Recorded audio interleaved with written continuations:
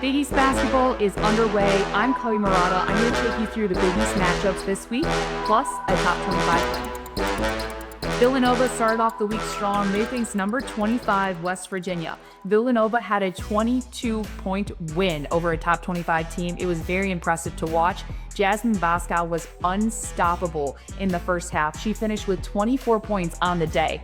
She has a teammate joining her though. Bryn McCurry is coming out of her shell. She had 21 points and 9 rebounds versus West Virginia, and then carried it over versus Georgetown, having 20 points and 7 rebounds. That dynamic duo is going to be pretty special in the Big East.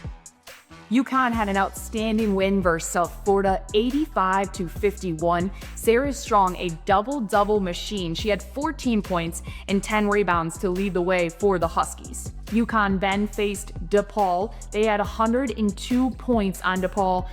They had 23 steals. Their defense was relentless on Sunday versus DePaul. It was incredible to watch. Xavier had a good week. They beat Providence and had 3 girls in double digits. Savannah White nearly had a triple-double. She had 16 points, 9 rebounds, and 5 assists. Good news for the Musketeers. They are playing well at this time in the season. They also finished out the week with a win versus Cincinnati. Xavier is not a team to sleep on this year.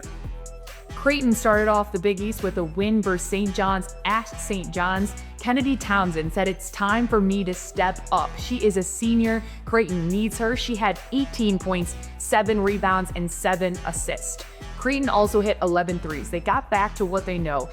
Take, make, and knock down open three-point shots. They are creative within their offense, and they did just that versus St. John's. Creighton then finished off the week versus Tulsa with a great win. St. John's had to redeem themselves after their loss versus Creighton. They closed out a close one versus Providence. Wagner, Moore, and Wyatt made tough plays down the stretch to pull away with the win.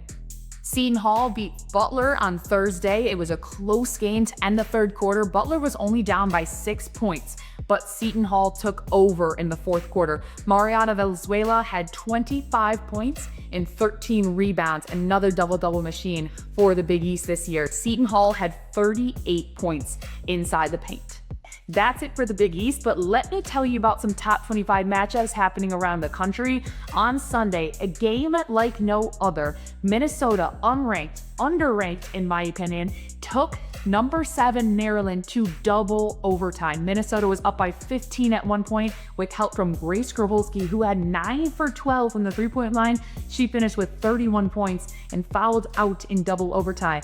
Yarden Garzone from Maryland came alive and was just terrific in overtime. It was so fun to watch. 3 after 3, layups, steals in transition, steals off the press. Maryland would not give up, and it ended up pulling away with the win. But Minnesota, a team to watch in the Big Ten.